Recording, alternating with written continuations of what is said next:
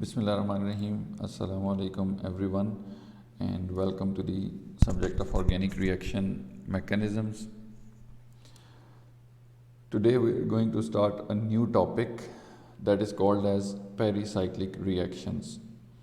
So this kind of reactions or this topic is a bit different from the previous reactions you have studied in the organic chemistry. So you better try to listen and understand it carefully. So in this lecture we are going to discuss about pericyclic reactions, their common features, and then about molecular orbitals of conjugated pi electron systems and frontier orbitals.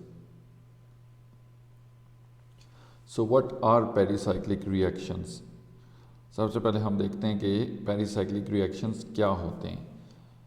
Pericyclic reactions occur by a concerted cyclic shift of electrons. This is very important. So the definition states two key elements. First, a pericyclic reaction is concerted. What does concerted mean? Concerted reaction means that reactant bonds are broken and product bonds are formed at the same time without any intermediates. इसका मतलब है कि ये reaction एक ही step के अंदर होगा, कोई इंटरमीडिएट इन्वॉल्व नहीं होगा. रिएक्टेंट के बॉन्ड ब्रेक हो रहे हैं, प्रोडक्ट के बन रहे हैं, थ्रू अ ट्रांजिशन स्टेट वो ये काम हो रहा है और कोई इंटरमीडिएट प्रोडक्ट नहीं है. डायरेक्टली रिएक्टेंट प्रोडक्ट में कन्वर्ट हो रहा है और अगर रिवर्स रिएक्शन है तो प्रोडक्ट रिएक्टेंट में कन्वर्ट हो रही है. ऐसे रिएक्शन को कंसर्टेड रिएक्शन कहते हैं जो सिंगल स्टेप में हो जाता है. दूसरी इंपॉर्टेंट चीज़ इस डेफिनेशन के अंदर क्या है कि pericyclic reactions involve a cyclic shift of electrons. So pericyclic का मतलब ही है अराउंड द सर्कल. इसके अंदर इलेक्ट्रॉन्स की एक साइक्लिक शिफ्ट है. एक साइकिल के अंदर, एक सर्कल के अंदर आपको इलेक्ट्रॉन्स शिफ्ट होते हुए नज़र आएंगे. जो एरोज़ हम रिएक्शन उसके ऊपर लगाएंगे उससे आपको अंदाज़ा होगा कि जो इलेक्ट्रॉन्स की मूवमेंट है that is happening in a circle. ठीक है. नेक्स्ट, अच्छा इसमें आप एग्जांपल देखें. डील्स एल्डर रिएक्शन और SN2 रिएक्शन, ये इसकी एग्जांपल्स हैं. ठीक हो गया. ये दोनों कंसर्टेड रिएक्शंस हैं, लेकिन सिर्फ इनमें फ़र्क क्या है कि दोनों पेरिसाइक्लिक नहीं है. पेरिसाइक्लिक सिर्फ डील्स एल्डर है और SN2 पेरिसाइक्लिक नहीं है. क्यों कि SN2 में जो साइक्लिक शिफ्ट ऑफ इलेक्ट्रॉन्स है वो नहीं होती. ये पहले वाला आप देखें, इसके अंदर दो रिएक्टेंट रिएक्ट कर रहे हैं. ये एक रिएक्टेंट है ब्यूटाडाइईन, दूसरा रिएक्टेंट है ईथीन, या मतलब दो कार्बन वाली कोई अल्कीन है या यहाँ पे R ग्रुप भी हो सकते हैं. अब ये इलेक्ट्रॉन यहाँ शिफ्ट हुए, ये इधर शिफ्ट हुए, ये इधर शिफ्ट हुए, तो ये देखें कि एक प्रोडक्ट बन गया, एक साइक्लिक प्रोडक्ट बना. अब जो इलेक्ट्रॉन्स की मूवमेंट थी वो देखें एक साइक्लिक मूवमेंट हुई है, एक सर्कल के अंदर मूव हो रहे हैं. लेकिन नीचे अगर आप इस एग्जांपल को देखें SN2 रिएक्शन को, SN2 रिएक्शन जो है वो क्या है, एक ये भी कंसर्टेड रिएक्शन है, सिंगल स्टेप रिएक्शन है. इसके अंदर भी इंटरमीडिएट्स नहीं होते. ये न्यूक्लियोफाइल मौजूद है, ये इस पर इलेक्ट्रोफाइल पे अटैक करेगा, लिविंग ग्रुप लीव कर जाएगा और ये प्रोडक्ट बन गई. लेकिन यहाँ पे इलेक्ट्रॉन्स की मूवमेंट डिफरेंट है. It's not in a cycle और इन अ सर्कल. तो यहाँ पे इलेक्ट्रॉन्स की साइक्लिक शिफ्ट नहीं है जो SN2 रिएक्शन है.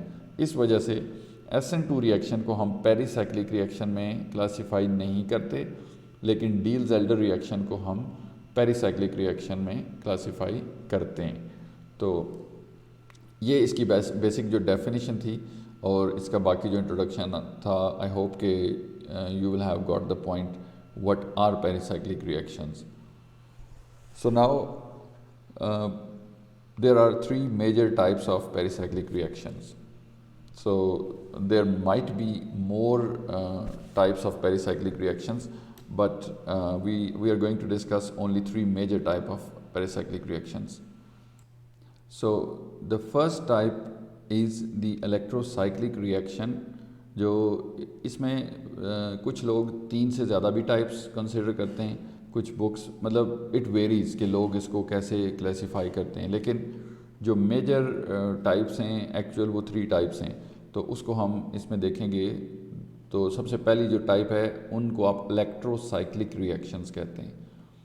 This is an intramolecular reaction of an acyclic pi electron system in which a ring is formed with a new sigma bond and the product has one less pi bond than the reactants। अब देखें कि इसमें क्या क्या चीज़ें ज़रूरी हैं। सबसे पहली चीज़ कि ये इंट्रामॉलिक्यूलर रिएक्शन है, मतलब एक ही मॉलिक्यूल के अंदर रिएक्शन होगा। दूसरी चीज़ है कि ए साइक्लिक रिएक्टेंट होगा। और तीसरी चीज़ कि जब ए साइक्लिक रिएक्टेंट में ये रिएक्शन होगा तो वो साइक्लिक प्रोडक्ट में कन्वर्ट हो जाएगा और उसके अंदर जितने पाई बॉन्ड्स थे एक पाई बॉन्ड उनसे कम हो जाएगा। अब ज़रा इस एग्जांपल में देखें, यहाँ पे 3 पाई बॉन्ड्स हैं, ये ए साइक्लिक जो आपका रिएक्टेंट है, और अगर प्रोडक्ट को आप देखें तो यहाँ पे ये एक सिग्मा बॉन्ड बन गया है और 2 पाई बॉन्ड रह गए। तो इसका मतलब है कि एक न्यू सिग्मा बॉन्ड बन रहा है, 2 पाई बॉन्ड जो इसके हैं वो पाई बॉन्ड मतलब एक कम हो रहा है, 2 बाकी रह गए 3 में से।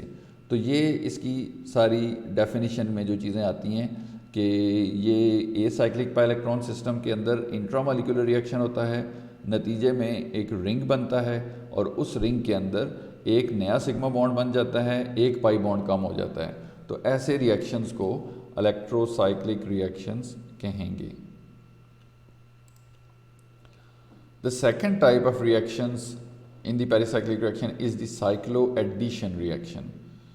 So this is a reaction of 2 separate pi electron systems in which a ring is formed with 2 new sigma bonds and the product has 2 fewer pi bonds than the reactants। अब ये उससे थोड़ी डिफरेंट है। एक तो ये कि ये 2 रिएक्टेंट्स के दरमियान होगा, मतलब इंट्रामॉलिक्यूलर नहीं है, इंटरमॉलिक्यूलर है।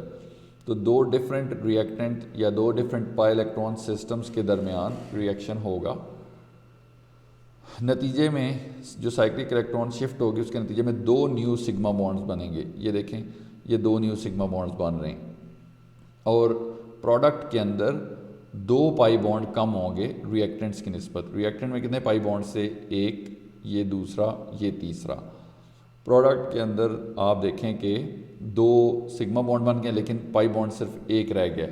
तो इट मीन्स के it has 2 fewer pi bonds than the reactants and there are 2 new sigma bonds। तो जो डी रिजल्टर रिएक्शन अभी हमने पढ़ा था वो एक्चुअली इसी की टाइप है, जो साइक्लोएडिशन रिएक्शंस हैं। आगे इसकी फर्दर टाइप्स हैं, वो आगे जब हम इसकी डिटेल पढ़ेंगे तो फिर इंशाल्लाह उसको देखेंगे। Third type of pericyclic reaction is the sigmatropic reaction. कुछ लोग इसको सिग्माट्रोपिक रीअरेंजमेंट भी बोलते हैं। So in this reaction, there is an allelic sigma bond at one end of the pi electron system that appears to migrate to another end of the pi electron system। यहाँ पे ये allelic sigma bond है। allelic bond क्या होता है? जिससे next carbon के ऊपर एक डबल बॉन्ड हो। तो डबल बॉन्ड वाला ये जो कार्बन है ये विनाइलिक कार्बन होता है और इससे आगे वाला कार्बन allelic कार्बन होता है। ठीक हो गया?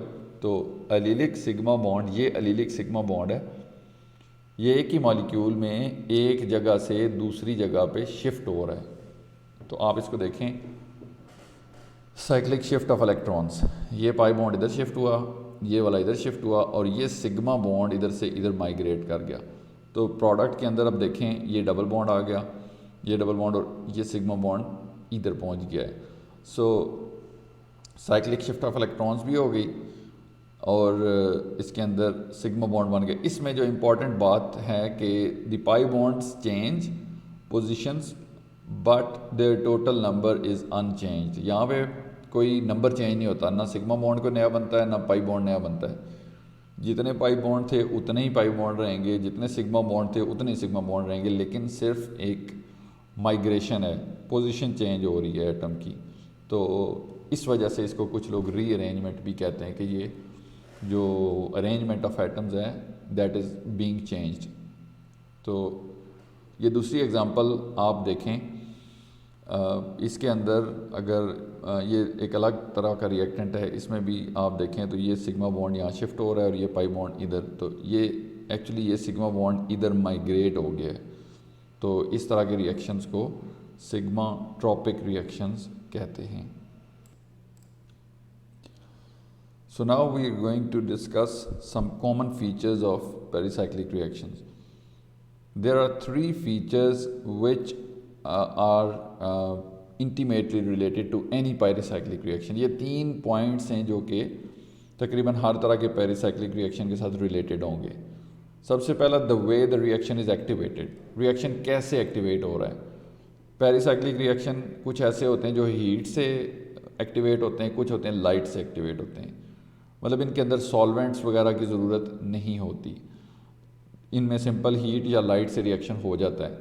मतलब अगर हीट दें रिएक्शन को, रिएक्टेंट को, तो वो प्रोडक्ट में कन्वर्ट हो जाता है, और मे बी के लाइट से वही रिएक्शन रिवर्स डायरेक्शन में प्रोसीड करता हो। तो ये पहली चीज़ है कि रिएक्शन हो किस तरह से रहा है, ये चीज़ आपने देखनी है।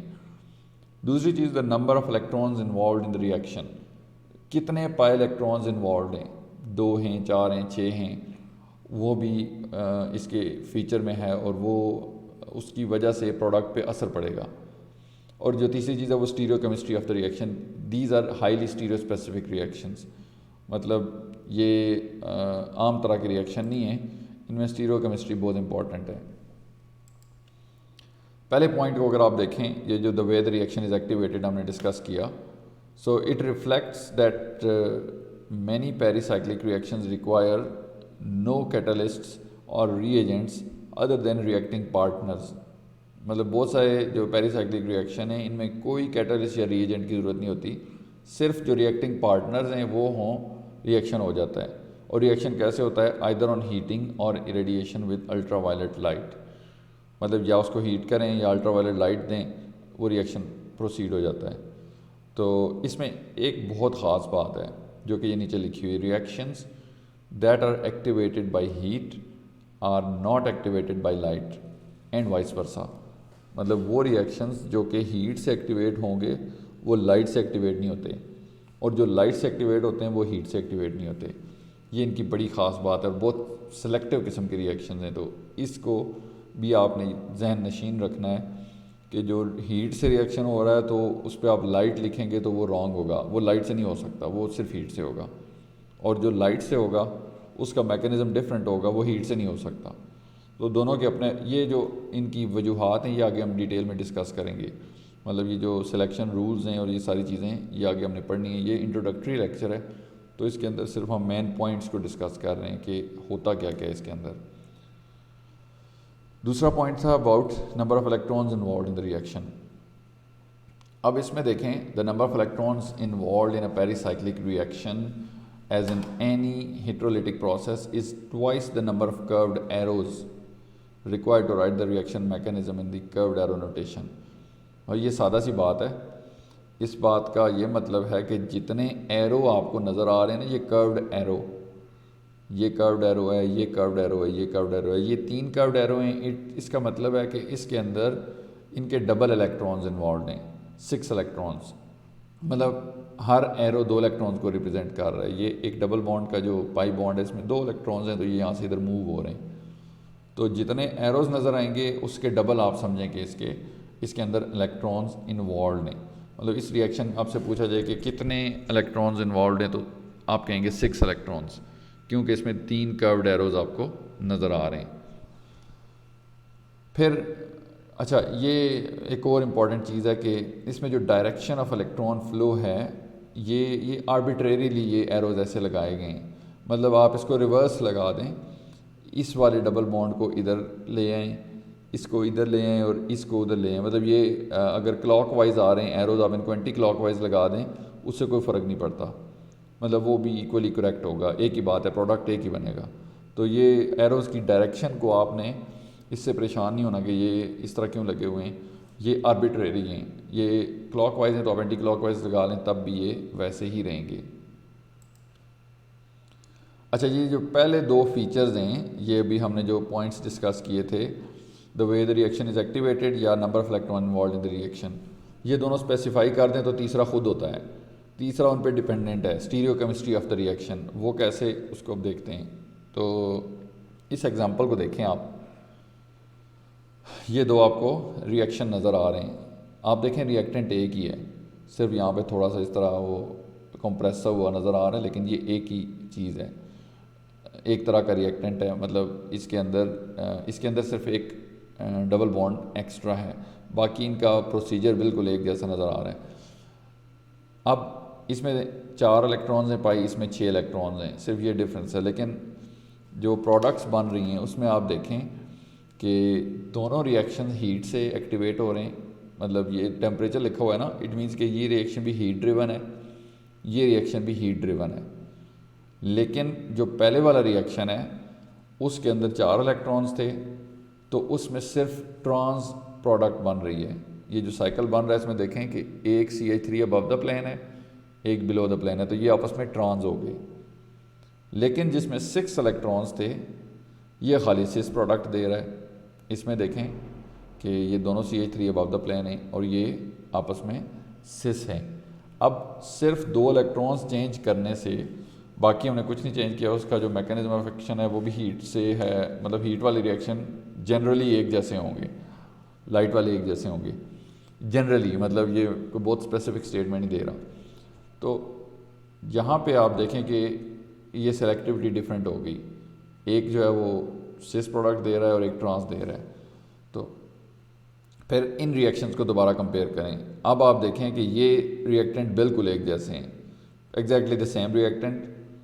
सिर्फ फ़र्क क्या है कि अगर मटेरियल को हीट किया जाए सिर्फ सिस प्रोडक्ट बनती है, अगर इसको लाइट दी जाए तो ट्रांस प्रोडक्ट बनती है। मतलब अगर वही रिएक्शन हीट की मौजूदगी में किया जाए तो प्रोडक्ट सिस स्टीरियोकेमिस्ट्री वाली बन रही है, वही रिएक्शन लाइट की मौजूदगी में किया जाए तो the product is trans stereochemistry. अब ऐसा क्यों होता है? ऐसी ये जो इनकी वजूहात हैं इस पर बड़ा साइंटिस्ट ने काम किया। So correlation such as these had been observed for many years but the reasons for them were not understood. In 1965, a theory that clearly explained these observations and successfully predicted many new ones was proposed by Robert B. Woodward. वो उस वक्त Harvard University में professor था Woodward, and Roald Hoffmann at the time a junior fellow at Harvard and presently professor emeritus at Cornell University. तो 2 scientist थे, Robert B Woodward and दूसरा Roald Hoffmann. तो आपने यूवी स्पेक्ट्रोस्कोपी के अंदर भी वुडवर्ड हॉफमैन रूल्स पढ़े होंगे, वो एक्चुअली इन्हीं 2 साइंटिस्ट ने डेवलप किए थे। तो जो वुडवर्ड था ये हार्वर्ड यूनिवर्सिटी पे प्रोफेसर था, और जो हॉफमैन था ये जूनियर फेलो था उस वक्त हार्वर्ड यूनिवर्सिटी में। इन दोनों ने इस पर काफ़ी काम किया मिलजुल के। तो ये एक्सप्लेन किया कि ये ऐसा क्यों होता है, मतलब एक ही तरह का रिएक्शन है, हीट या लाइट से डिफरेंट क्यों वो उसकी प्रोडक्ट्स आती हैं।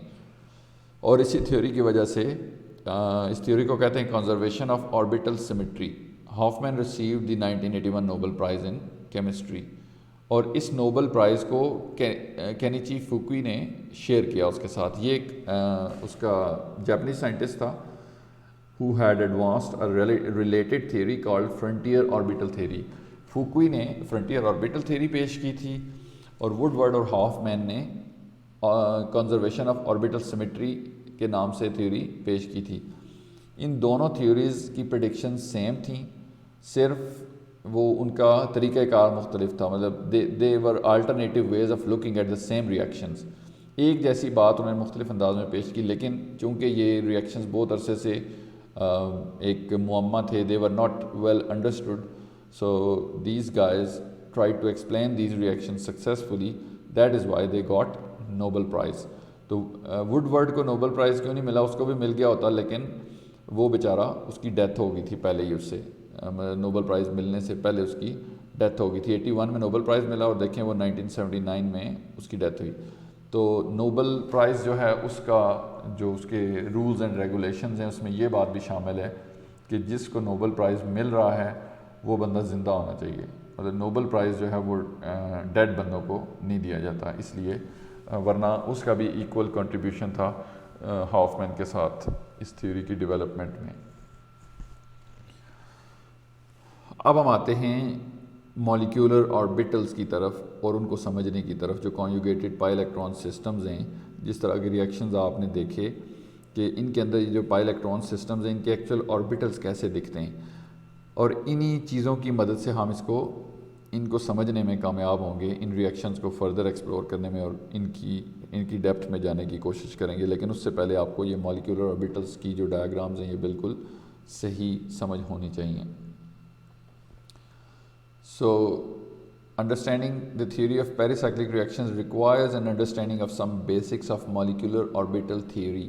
I hope कि आप लोगों ने molecular orbital theory पढ़ी होगी और इसको आपने अच्छी तरह से समझा होगा, और ख़ासकर जो पाई इलेक्ट्रॉन सिस्टम्स हैं इनकी तरफ ये थ्योरी कैसे अप्लाई होती है, इस चीज़ को भी आपने किया हुआ होगा। इसकी प्री रिक्विजिट में है कि पेरिसाइक्लिक रिएक्शंस के लिए ये चीज़ें आपको सही आनी चाहिए। So first we look at molecular orbitals of conjugated alkenes. अभी जिस तरह की हमने alkenes देखी उनके molecular orbitals के बारे में हम देखते हैं। So to refresh the basics, you know that when p orbitals can overlap, pi orbitals can form. आपने हाइब्रिडाइजेशन के अंदर देखा होगा sp2 हाइब्रिडाइजेशन जो होती है उसके अंदर क्या होता है कि sp2 जब कार्बन हाइब्रिडाइजेशन करता है तो एक p ऑर्बिटल उसके पास वेकेंट रह जाता है, एक एक्स्ट्रा p ऑर्बिटल उसके पास बच जाता है। अब उस एक्स्ट्रा पाई ऑर्बिटल का p ऑर्बिटल का क्या होता है, 2p ऑर्बिटल का, कि वो दूसरे जो नेबरिंग कार्बन एटम है उसके p ऑर्बिटल के साथ ओवरलैप करता है और एक पाई बॉन्ड बनाता है। तो ये वही बात लिखी हुई है कि when p orbitals can overlap, pi molecular orbitals can form. The overlap of p orbitals to give pi molecular orbitals is described by the mathematics of quantum theory. ये अगर आप इसकी डिटेल्स देखना चाहें तो ये एक्चुअली क्वांटम थ्योरी की mathematics से इस चीज़ को एक्यूरेटली डिस्क्राइब किया जा सकता है ऑर्बिटल्स के ओवरलैप को, लेकिन हमारे लिए वो ज़रूरी नहीं है। हमने उनके रिजल्ट्स पे फोकस करना है कि एक्चुअल वो जो बनाते हैं मॉलिक्यूलर ऑर्बिटल वो कैसे हैं। हमारा काम ये नहीं है कि वो क्यों बनते हैं और उनकी derivation, that is not part of this syllabus और this course. So will consider the molecular orbital theory of ethylene and conjugated alkenes. अभी हम आपको दिखाते हैं molecular orbital diagram of ethylene and orbital interaction diagram of one three butadiene. They are given on the next slide. यहाँ पे अगर आप देखें तो लेफ़्ट साइड वाली ये जो फिगर है ये मॉलिक्यूलर ऑर्बिटल डायग्राम है इथिलीन मॉलिक्यूल की। अब इसमें देखें कि ये आपको जो नज़र आ रहा है इथीन का मॉलिक्यूल, ये क्या कह रहा है इसके। अब देखें कि दो इथीन के मॉलिक्यूल आपस में ओवरलैप करते हैं और वो दो मॉलिक्यूलर ऑर्बिटल्स बनाते हैं। तो ये एक इथीन मॉलिक्यूल है, उसका p ऑर्बिटल है आपको नज़र आ रहा है। ये दूसरा इथीन मॉलिक्यूल है, इसका p ऑर्बिटल है। बाकी बॉन्ड इसके सिग्मा बॉन्ड बने हुए हैं, वो हम नहीं उनको वो कर रहे। और ये एनर्जी लेवल है उनका, ये जो आइसोलेटेड p ऑर्बिटल्स हैं उनका। तो जब ये आपस में ओवरलैप करेंगे, आधे बॉन्डिंग मॉलिक्यूलर ऑर्बिटल बनेंगे और आधे एंटी बॉन्डिंग मॉलिक्यूलर ऑर्बिटल बनेंगे।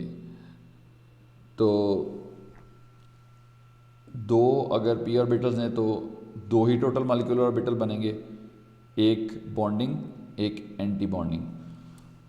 अब जो बॉन्डिंग बनेगा इसमें देखें दोनों p ऑर्बिटल ये कैसे ओवरलैप करेंगे, एडिटिव ओवरलैप करेंगे, जिस तरह हमने लास्ट टाइम पढ़ा था मॉलिक्यूलर ऑर्बिटल थ्योरी में। तो ये ऐड अप हो जाएंगे, ऐड अप होंगे तो इस तरह की कुछ शेप बनेगी।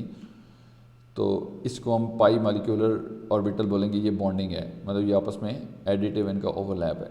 अच्छा, जब एंटी बॉन्डिंग ऑर्बिटल बनाएंगे तो ये सब्ट्रैक्टिव ओवरलैप होगा, इनका जो ये ओवरलैप्ड रीजन है वो सब्ट्रैक्ट हो जाएगा और इस तरह का उनकी जो शेप है वो बनेगी। अब एंटी बॉन्डिंग मॉलिक्यूलर ऑर्बिटल जो है उसके अंदर नोडल प्लेन्स भी होती हैं, ये चीज़ें भी आगे हम डिस्कस करते हैं।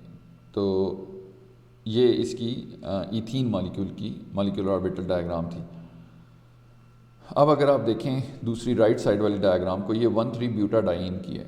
1,3-ब्यूटाडाइन की ये ऑर्बिटल इंटरेक्शन डायग्राम है कि इसके जो ये 4 पॉसिबल मॉलिक्यूलर ऑर्बिटल हैं ये कैसे बनते हैं, हमने उसकी तरतीब को देखना है। इसमें देखें कि ये 1,3-ब्यूटाडाइन है, चारों कार्बन्स के ऊपर एक एक पी ऑर्बिटल मौजूद है।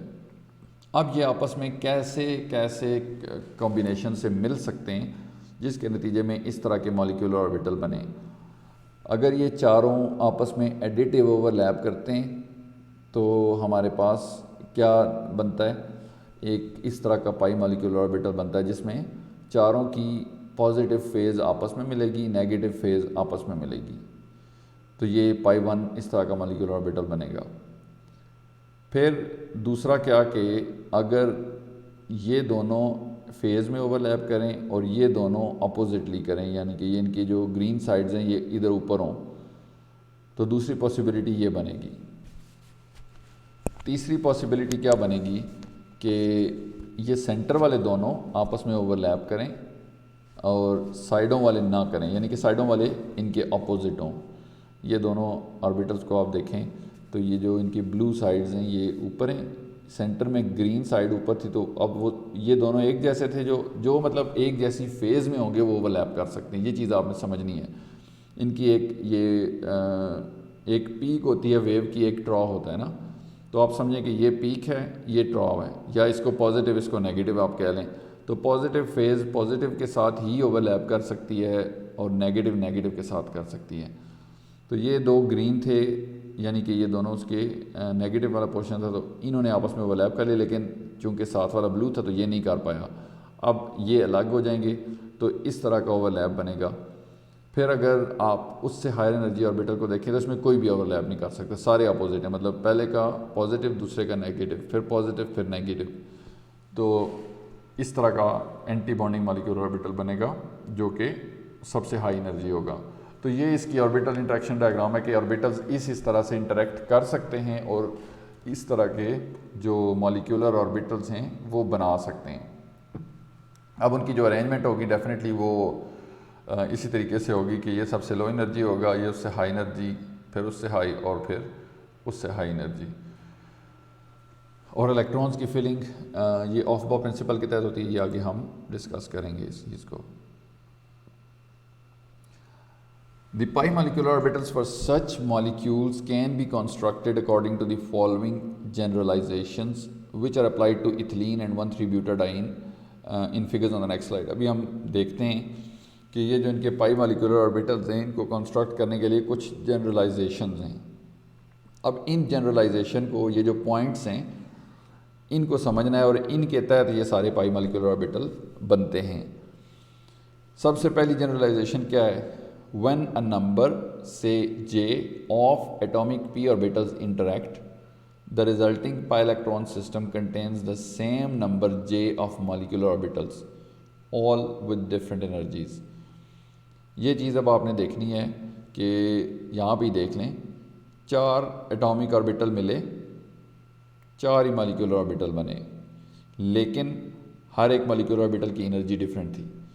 यहाँ पे आप देखें 2 पी ऑर्बिटल मिले, 2 और रिजल्टेंट जो है ना मॉलिक्यूलर ऑर्बिटल बने, एक बॉन्डिंग एक एंटी बॉन्डिंग। तो जितने एटॉमिक ऑर्बिटल्स मिलेंगे उतने ही मॉलिक्यूलर ऑर्बिटल बनेंगे। ये पहली इसकी जनरलाइजेशन है। तो ये चीज़ अभी मैंने आपको बताई है इन पिछली एग्जांपल में कि जहाँ पे 4 मिलते हैं 4 बनते हैं, 2 मिलते हैं तो 2 बनते हैं। ये इथिलीन मॉलिक्यूल को आप दोबारा देखें, इसकी जो पाई मॉलिक्यूलर ऑर्बिटल फॉर्मेशन की डायग्राम है जो हम पेरिसाइक्लिक रिएक्शंस के अंदर नॉर्मली ड्रा करते हैं वो ऐसे करते हैं। पहले तो आपको इसकी सिंपल मॉलिक्यूलर ऑर्बिटल डायग्राम दिखाई थी। अब ये दोनों पी ऑर्बिटल अगर ओवरलैप करते हैं, ये देखें ये इनका ओवरलैप रीजन है। अगर इसको ऐड कर दें तो इस तरह की शेप बन जाती है। ये पाई 1 मॉलिक्यूलर ऑर्बिटल है, इसके अंदर कोई नया नोड नहीं है। पी ऑर्बिटल के अंदर आपको पता है कि एक नोड ऑलरेडी होता है, ये वाली जो ये प्लेस है ना, ये ब्लैक डॉट कार्बन है, मतलब ये दो कार्बन है, दोनों के पी ऑर्बिटल्स हैं। यहाँ पे ये एक नोडल प्लेन है, उतनी ही नोडल प्लेन्स इसके अंदर भी मौजूद हैं जो बॉन्डिंग मॉलिक्यूलर ऑर्बिटल बनाए, मतलब कोई न्यू नोडल प्लेन नहीं आई। और अगर आप पाई स्टार को देखें, इसके अंदर ये वाली नोडल प्लेन तो मौजूद थी जो पहले की थी, एक नई नोडल प्लेन भी डिफाइन हो गई है, यहाँ पे भी एक नोडल प्लेन आ गई है। अब नोडल प्लेन वो रीजन होता है जहाँ इलेक्ट्रॉन्स की पॉसिबिलिटी नहीं होती, प्रोबेबिलिटी ऑफ फाइंडिंग इलेक्ट्रॉन नहीं होती।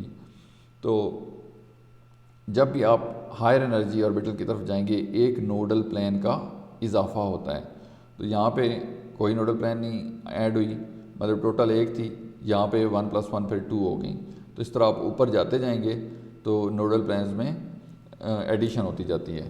तो ये तो इथिलीन के पाई मॉलिक्यूलर ऑर्बिटल थे। अगर आप देखते हैं ब्यूटाडाइन को, ये अभी उसी तरह से जो हमने पीछे डिस्कस किए हैं, बिल्कुल वही चीज़ है, सिर्फ एक डिफरेंट पर्सपेक्टिव से दिखाई गई है कि ये चारों कार्बन्स हैं, इनके पी ऑर्बिटल्स हैं, अगर ये सारे ओवरलैप करते हैं, सारे मतलब एक ही फेज़ के अंदर ओवरलैप करते हैं, तो इस तरह का सबसे लो एनर्जी ऑर्बिटल बनता है। और इसके अंदर कोई नोडल प्लेन नहीं है, मतलब कोई एक्स्ट्रा नोडल प्लेन नहीं है, वही नोडल प्लेन है जो कि पी ऑर्बिटल के अंदर पहले से मौजूद थी, वही इसके अंदर है। फिर जो इससे हायर एनर्जी बनेगा, ये तो पाई 1 है, पाई 2 जो बनेगा वो कैसे बनेगा कि दो इन फेज़ ओवरलैप करें और दो आउट ऑफ फेज़ ओवरलैप करें, मतलब दो अपोजिट फेज़ में ओवरलैप करें। फिर आपके पास इस तरह की सिचुएशन बनेगी कि ये ग्रीन वाले अगर इधर ऊपर हो रिवर्स, ये ग्रीन आपस में दो मिल गए, दो ब्लू मिल गए, इधर दो ब्लू और दो ग्रीन। अब यहाँ पे देखें कि एक नोडल प्लेन का इजाफा हो गया, एक पहले से मौजूद थी, एक नई नोडल प्लेन आ गई। इससे हायर एनर्जी में जाएं तो जो तीसरी पॉसिबिलिटी थी कि सेंटर वाले दोनों आपस में इन फेज़ ओवरलैप कर लें, साइडों वाले ओवरलैप ना कर पाएँ, तो इस तरह का स्ट्रक्चर बनता है पाई 3 स्टार। अब इसके अंदर दो नोडल प्लेन्स का इजाफा हो गया।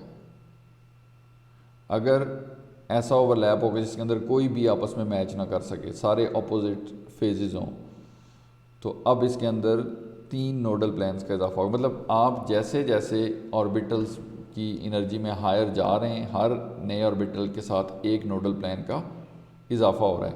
So that is about molecular orbitals of 1,3 butadiene. अगर आपके पास हेक्साट्राइन हो जाती है या इससे ऊपर वाले सिस्टम्स होते हैं, तो उनके नंबर ऑफ़ पी ऑर्बिटल के हिसाब से आपने सारी पॉसिबिलिटीज़ बनानी है। इसमें देखें यही वाली पॉसिबिलिटीज़ बन सकती हैं, या सारे मिल जाएं, ऐसा स्ट्रक्चर बने, दो दो के पेयर मिलें, इस तरह का बने, दरमियान वाले मिलें, साइड वाले ना मिलें तो इस तरह का स्ट्रक्चर बने, या कोई ना मिले तो इस तरह का स्ट्रक्चर बने। तो ये सारे इसके पॉसिबल मॉलिक्यूलर ऑर्बिटल्स हैं जो कि, और ये सारे पाई मॉलिक्यूलर ऑर्बिटल्स की हम बात कर रहे हैं। जो पेरिसाइक्लिक रिएक्शंस के अंदर हम डील करेंगे ना, वो पाई इलेक्ट्रॉन सिस्टम्स को डील करेंगे, उसके अंदर हम दूसरे सिग्मा इलेक्ट्रॉन्स उनको नहीं फ़िलहाल डिस्कस कर रहे। सो दूसरी जनरलाइजेशन क्या है, पहली हमने डिस्कस कर ली कि जितने आपके पास एटॉमिक ऑर्बिटल्स होंगे उतने ही मॉलिक्यूलर ऑर्बिटल्स बनेंगे। ये तो सिंपल मॉलिक्यूलर ऑर्बिटल थ्योरी भी यही बात कहती है। Second thing is half of the molecular orbitals have lower energies than the isolated p orbitals. These are called bonding molecular orbitals. The other half have higher energies than the isolated p orbitals. These are called as anti-bonding molecular orbitals. तो अब जो दो, अगर total 4 orbital थे, 4 molecular orbital बने, तो जो half होंगे यानी कि दो, they will be lower in energy, they will be called as bonding molecular orbitals, और जो हाफ होंगे वो हायर एनर्जी होंगे, उनको हम एंटी बॉन्डिंग मॉलिक्यूलर ऑर्बिटल्स कहेंगे। तो ये दूसरी जनरलाइजेशन है। अच्छा, इसको चूँकि हम उनको अलग करना होता है, हमने जो एंटी बॉन्डिंग मॉलिक्यूलर ऑर्बिटल्स हैं उनको डिफरेंट शो करने के लिए उनके ऊपर हम एक स्टार लगा देते हैं, ये एक कन्वेंशन है। मतलब तो इथिलीन के अंदर अगर आप देखें तो पाई 1 जो एंटी बॉन्डिंग पाई 1 है वो बॉन्डिंग मॉलिक्यूलर ऑर्बिटल है, और एक एंटी बॉन्डिंग मॉलिक्यूलर ऑर्बिटल है, उसको पाई 2 स्टार कहते हैं। 1,3 ब्यूटाडाइन में देखें तो दो बॉन्डिंग मॉलिक्यूलर ऑर्बिटल हैं, पाई 1 और pi 2, and there are 2 anti bonding molecular orbitals, pi 3 star and pi 4 star. यहाँ पे देखें ये पाई 1 पाई 2 फिर pi 3 star pi 4 star, total 4 थे। दरमियान से आप इनको डिवाइड करें, नीचे वाले जो आएंगे वो बॉन्डिंग मॉलिक्यूलर ऑर्बिटल्स कहलाएंगे, जो ऊपर वाले आएंगे ये एंटी बॉन्डिंग मॉलिक्यूलर ऑर्बिटल इनको कहेंगे हम। ये दूसरी जनरलाइजेशन थी। Third one is the bonding molecular orbital of lowest energy यानी कि pi 1 that has no new nodes. ये भी हम बात डिस्कस कर चुके हैं कि जो सबसे लोएस्ट एनर्जी वाला बॉन्डिंग मॉलिक्यूलर ऑर्बिटल बनता है उसमें कोई न्यू नोड नहीं होते, उतने ही होते हैं जितने ओरिजिनल पी ऑर्बिटल्स के अंदर थे। Each molecular orbital of increasing the higher energy has one additional node. ये बात भी अभी हम डिस्कस कर चुके हैं कि हर जो इंक्रीजिंग हायर एनर्जी का आप मॉलिक्यूलर ऑर्बिटल देखेंगे तो उसमें एक एक नोड का इजाफा होता जाएगा। और नोड क्या होता है ये आपको पता है, it is a surface, in this case it is a plane, nodal plane at which an electron wave is zero. That is, when an electron is in a given molecular orbital, there is zero probability of finding the electron or zero electron density at the node. Electrons जो है ना वो node पे नहीं पाए जाते, वो above या बिलो अलग वो जो जगह आपको फेजेस नज़र आ रही हैं वहाँ पे रिसाइड करते हैं, नोड्स के अंदर रिसाइड नहीं करते। और इसकी ये फेजेस को आपने देख लिया कि एक जो ब्लू फेज़ आपको नज़र आ रही है ये एक पीक है वेव की, और दूसरी जो फेज़ है ये एक ट्रॉव है। इन दोनों को आप इस तरह से डिस्कस कर सकते हैं। So because of the symmetry relationships with the MOs, ये सिमेट्री रिलेशनशिप्स आगे हम पॉइंट नंबर 5 में डिस्कस करेंगे। It doesn't matter whether a particular lobe of an MO is treated as peak or a trough, provided that a peak changes to a trough and a trough changes to a peak each time a node is crossed. यहाँ पे क्या बात बताई जा रही है कि ये जो आपको पी ऑर्बिटल नज़र आ रहा है तो ये एक लेट से उसकी पीक है, ये नीचे उसका ट्रॉव है। अगर आप इसको ट्रॉ कह दें इसको पीक कह दें उससे कोई फ़र्क नहीं पड़ता। ये चीज़ ज़रूर जहन में रखनी है कि जब भी पीक से ट्रॉ की तरफ आप मूव करेंगे तो दरमियान में नोडल प्लेन आनी चाहिए, मतलब आप फिर उसकी शेप करेक्ट है, चाहे वो आप पीक ऊपर बना दें या ट्रॉ को ऊपर बना दें, उससे उसके ऑर्बिटल की सिमेट्री पे कोई फ़र्क नहीं पड़ेगा। लेकिन उनके दरमियान जो नोड है उसको आप चेंज नहीं करेंगे, मतलब वो अगर सेंटर में रहेगा तो वो उसकी शेप ठीक रहती है। ये चीज़ उसमें कही गई है। तो और ये आगे वही बात है कि पाई 1 जो है इथिलीन का उसमें कोई न्यू नोड्स नहीं है, पाई 2 स्टार में एक न्यू नोड होता है। इसी तरह ब्यूटाडाइन के अंदर देखें पाई 1 के अंदर कोई न्यू नोड नहीं आता, पाई 2 has 1 new node, pi 3 star has 2 and pi 4 star has 3 new nodes, जो कि अभी हमने फिगर के अंदर देखे हैं। फोर्थ जनरलाइजेशन, फोर्थ पॉइंट क्या है? The nodes occur between atoms and are arranged symmetrically with respect to the centre of the pi electron system. Nodes जो है ना ये एटम्स के दरमियान होते हैं और बड़े सिमेट्रिकली अरेंज्ड होते हैं पाई इलेक्ट्रॉन सिस्टम के सेंटर में। अगर आप देखें पाई 2 स्टार के अंदर जो इथिलीन है, ये आगे हम इसको फिगर पे दोबारा जाते हैं, पहले ये डिस्कशन पढ़ लें। जो पाई 2 स्टार के अंदर इथिलीन के अंदर पाई 2 स्टार है, उसके अंदर जो नोड है that is between 2 carbon atoms in the centre of the pi system. जो 1,3 ब्यूटाडाइन का केस अगर आप देखें तो इसका भी जो नोड है वो बिल्कुल centre of the pi system के अंदर पाए जाते हैं। The 2 nodes in pi 3 stars are placed between carbon 1 and 2 and between carbon 3 and 4 respectively, equidistant from the centre of the pi system. और इसी तरह पाई 4 स्टार में अगर देखें तो इसके जो नोड्स हैं they must occur between the carbon atoms. हम वापस जाते हैं उसके ऊपर, यहाँ पे देखें कि इसके जो नोड्स हैं दोनों centre of the pi system से इक्वली डिस्टेंस पे हैं, मतलब ये centre of the pi system है, ये भी centre of the pi system है, तो वहाँ पे ही नोड इसका पाया जा रहा है। अगर आप इसमें देखें तो जो बॉन्डिंग मॉलिक्यूलर ऑर्बिटल में बात हो रही थी यही कि ये सेंटर ऑफ पाई सिस्टम है, ये सेंटर ऑफ पाई सिस्टम है, उसके अंदर नोड्स पाए जा रहे हैं। यहाँ भी कार्बन नंबर 1 और 2 के दरमियान एक नोड है, एक 3 और 4 के दरमियान नोड है। तो अगर 3 और 4 को अगर आप देखें तो उनके सेंटर पे है बिल्कुल उनका नोड, 1 और 2 का देखें तो वो भी उनके सेंटर में है। और यहाँ पे भी बिटवीन डिफरेंट कार्बन एटम्स, मतलब 1, 2 में एक नोड है, 2 और 3 में भी एक नोड है, 3 और 4 नंबर कार्बन के दरमियान भी एक नोड है। और सारे अगर उनके रेस्पेक्टिव पाई सिस्टम को देखें तो उनके सेंटर में पाए जाते हैं। Fifth and the last point is odd numbered molecular orbitals, यानी कि pi 1, pi 3, pi 5 and so on are symmetric with respect to an imaginary reference plane at the centre of the pi electron system and perpendicular to the plane of the molecule. Even number molecular orbitals are antisymmetric with respect to this plane. अब इस चीज़ को आप ज़रा समझने की कोशिश करें।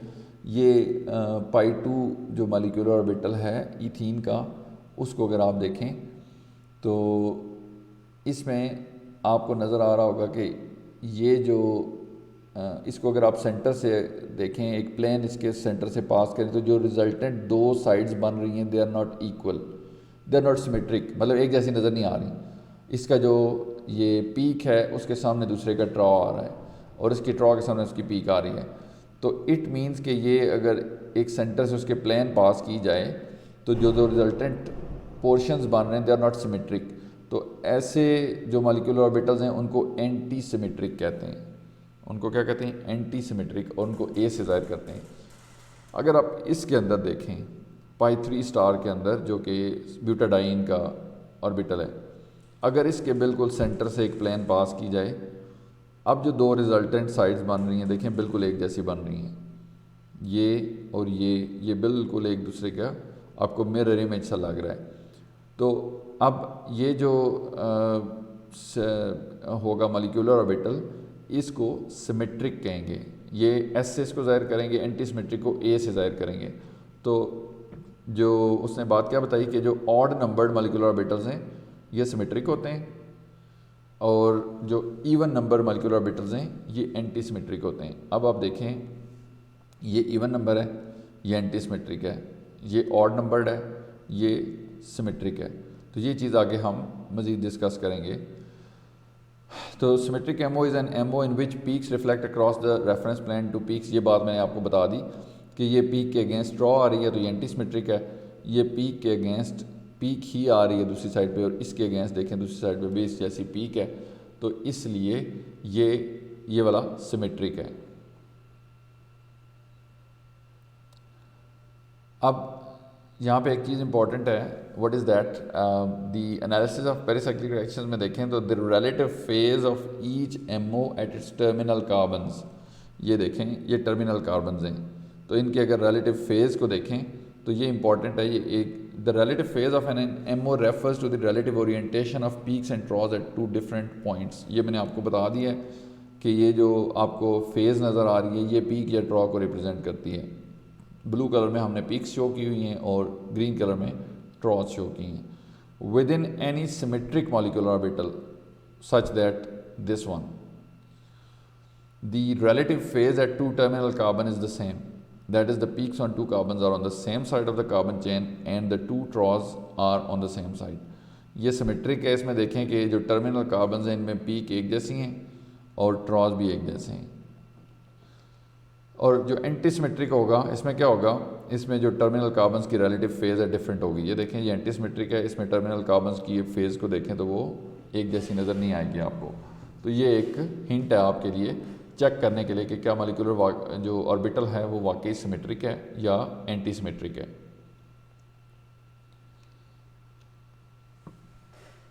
Sorry, 6th one is the last, 5th one was not last। The last generalization deals with the distribution of the available electrons in the pi electrons in the molecular orbital। ये बड़ा सिंपल सा है, ये आप लोगों को पता है पहले से बात कि electrons are placed pairwise into each molecular orbital beginning with the orbital of lowest energy. जो ऑफ बॉ प्रिंसिपल आपको पता है कि इलेक्ट्रॉन्स पेयर्स में फिल होते हैं और सबसे लोएस्ट एनर्जी वाले में पहले फिल होंगे।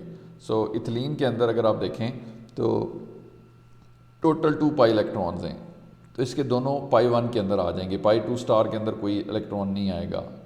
इस तरह ब्यूटाडाइन में अगर देखें तो इसके अंदर 4 2p एटॉमिक ऑर्बिटल्स थे, यानी कि 4 पाई इलेक्ट्रॉन थे।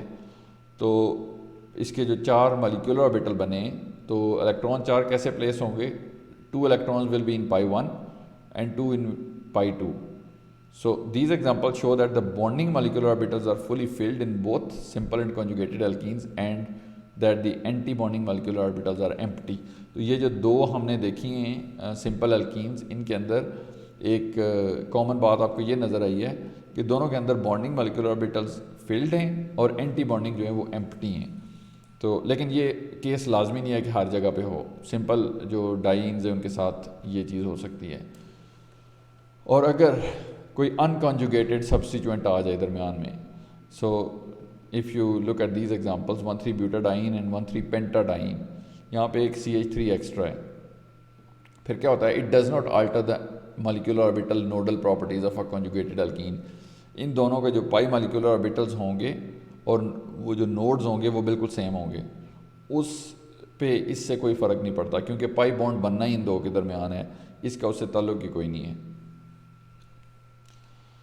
So, the pi electron contribution to the energy of a molecule is determined by energies of its occupied orbitals, molecular orbitals। Pi electron का कंट्रीब्यूशन देखना हो अगर आपने एनर्जी की तरफ, जो मॉलिक्यूल की तरफ वो कंट्रीब्यूट कर रहा है, तो आपने देखना है कि उसके ऑक्यूपाइड मॉलिक्यूलर ऑर्बिटल्स की एनर्जीज कैसी हैं। So because bonding molecular orbitals have lower energies than isolated 2p orbitals, there is an energetic advantage to pi molecular orbital formation, this is why pi bonds exist. ये देखें, ये बात कितनी important है कि आप कह सकते हैं ना कि पाई बॉन्ड बनता ही क्यों है, वो साइडवेज ओवरलैप क्यों होता है। वो आपने देखा होगा जो फिगर थी, हमने पहले ये फिगर देखी थी, यहाँ पे देखें, जो p ऑर्बिटल्स हैं इनकी एनर्जी यहाँ पे है, तो जो बॉन्डिंग मॉलिक्यूलर ऑर्बिटल बनते हैं वो उससे लोअर इन एनर्जी होते हैं, इसलिए इलेक्ट्रॉन्स इसमें रहना पसंद करते हैं और इसीलिए पाई बॉन्ड बनता है। मतलब ये उसकी ड्राइविंग फोर्स है कि ये बनता क्यों है, इसको ज़रूरत क्या है दो ऑर्बिटल्स को ओवरलैप करने की, वो इसलिए कि ओवरऑल जो सिस्टम की एनर्जी है वो लो हो जाती है। अब हम एक छोटा सा कॉन्सेप्ट रह गया, वो देखते हैं कि होमो और लूमो क्या होते हैं। ये अभी जो हमने पढ़े इन्हीं के अंदर मौजूद थे। सो ये दोनों बड़ी इम्पॉर्टेंट जो चीज़ हैं पेरिसाइक्लिक रिएक्शन के। सबसे पहला जो है वो that is called as highest occupied molecular orbital. जो ऑक्यूपाइड मॉलिक्यूलर ऑर्बिटल्स हैं या जिनके अंदर इलेक्ट्रॉन्स फिल्ड हैं, उनमें जो सबसे हाई एनर्जी वाला होगा उसको हाईएस्ट ऑक्यूपाइड मॉलिक्यूलर ऑर्बिटल कहेंगे और इसको होमो भी लिखते हैं। और फिर उससे जो नेक्स्ट होगा, यानी कि जो अनऑक्यूपाइड मॉलिक्यूलर ऑर्बिटल में सबसे लो एनर्जी वाला होगा, उसको लोएस्ट अनऑक्यूपाइड मॉलिक्यूलर ऑर्बिटल कहते हैं और इसको लूमो भी लिखते हैं। सो ये भी हम नेक्स्ट स्लाइड पे फिगर में देखते हैं कि ये कैसे होते हैं। और एक बात इनके बारे में, HOMO and LUMO of a conjugated alkene have opposite symmetries. ये एक जैसी सिमेट्री नहीं होती, होमो का सिमेट्रिक है, लूमो एंटी सिमेट्रिक होगा। And LUMO HOMO has lower energy than LUMO. ये वही वाली फिगर्स हैं दोबारा, इसमें आप देखें कि साथ होमो और लूमो भी आप देख लें। तो इथीन के केस में तो सिंपल है, ये होमो है, ये लूमो है। होमो के अंदर 2 इलेक्ट्रॉन्स हैं, लूमो के अंदर कोई इलेक्ट्रॉन नहीं है। तो ये मतलब और ये देखें, ये सिमेट्रिक है तो वो एंटी सिमेट्रिक है, ये दोनों की सिमेट्री ऑपोजिट है। 1,3-ब्यूटाडाइन के केस में देखें तो ये दोनों फील्ड ऑर्बिटल्स हैं, ये लो एनर्जी है, ये हाई एनर्जी है, और फील्ड में हाईएस्ट ये है, इसलिए ये होमो होगा। ये दोनों अनफील्ड हैं और इनमें लोएस्ट एनर्जी ये वाला है, तो ये लूमो होगा। अब देखें, होमो एंटी सिमेट्रिक था, लूमो सिमेट्रिक हो गया, तो यानी कि दोनों की सिमेट्री अपोजिट होगी एक दूसरे से। और इनके लिए एक और टर्म भी यूज़ की जाती है जिसको फ्रंटियर ऑर्बिटल्स कहते हैं। HOMO and LUMO are sometimes collectively refer to as the frontier orbitals. इन दोनों को कलेक्टिवली फ्रंटियर ऑर्बिटल्स कहते हैं क्योंकि ये एनर्जी एक्सट्रीम्स वाले ऑर्बिटल हैं। होमो जो है हाईएस्ट एनर्जी का है ऑक्यूपाइड में, और लूमो अनऑक्यूपाइड में लोवेस्ट एनर्जी का है। तो इस वजह से इनको फ्रंटियर ऑर्बिटल्स भी कहा जाता है। तो अगर फ्रंटियर ऑर्बिटल का नाम आप सुने तो आप समझ जाएं कि it is referring to both HOMO and LUMO together. तो इन जो फ्रंटियर ऑर्बिटल्स की सिमेट्रीज़ हैं, इसके ऊपर बहुत ज़्यादा डिपेंड करता है जो इनका एनालिसिस जो है ना, ये बहुत इंपॉर्टेंट है पेरिसाइक्लिक रिएक्शंस के अंदर। So that was all about today's lecture, and this is the book which has been followed throughout this preparation of this lecture. तो जो नेक्स्ट है फिर इंशाल्लाह इससे आगे हम चलेंगे फ्रंटियर ऑर्बिटल्स। अभी ये जो था ये बेसिक इंट्रोडक्टरी लेक्चर था जिसके अंदर हमने पाई मॉलिक्यूलर ऑर्बिटल्स देखा कैसे बनते हैं, उनकी सिमेट्रीज कैसी होती हैं, और फिर फ्रंटियर ऑर्बिटल्स क्या होते हैं, ये सारी चीज़ें हमारी इसके अंदर डिस्कस हो गई हैं।